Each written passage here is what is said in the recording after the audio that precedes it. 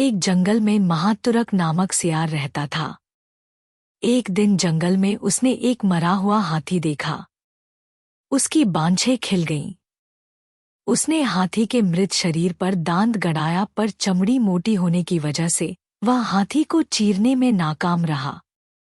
वह कुछ उपाय सोच ही रहा था कि उसे सिंह आता हुआ दिखाई दिया।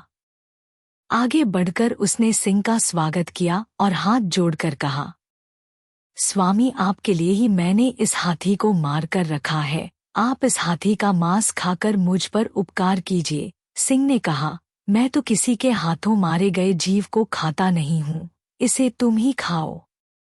सियार मन ही मन खुश तो हुआ, पर उसकी हाथी की चमड़ी को चीरने की समस्या अब भी हल न हुई थी।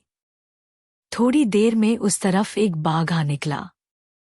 बाघ ने मरे हाथी को देखकर अपने होंठ पर जीभ फिराई। सियार ने उसकी मंशा भांपते हुए कहा, मामा, आप इस मृत्यु के मुंह में कैसे आ गए? सिंह ने इसे मारा है और मुझे इसकी रखवाली करने को कह गया है।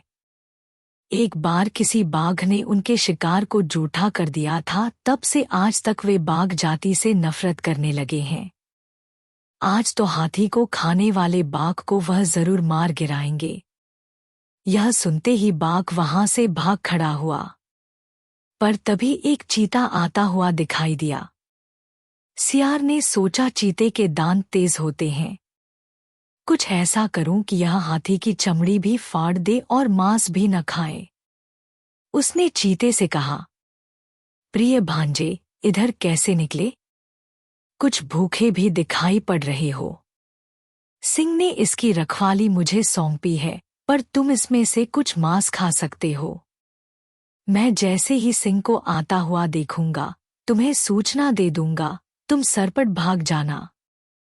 पहले तो चीते ने डर से मांस खाने से मना कर दिया, पर सियार के विश्वास दिलाने पर राजी हो गया। चीते ने पल भर में हाथी की चमड़ी फाड़ दी। जैसे ही उसने मांस खाना शुरू किया कि दूसरी तरफ देखते हुए सियार ने घबराकर कहा, भागो, सिंह आ रहा है। इतना सुनना था कि चीता सरपट भाग खड़ा हुआ। सियार बहुत खुश हुआ। उसने कई दिनों तक उस विशाल जानवर का मांस खाया। सिर्फ अपनी सूझबूझ से छोटे से सियार ने अपनी समस्या का हल निकाल लिया।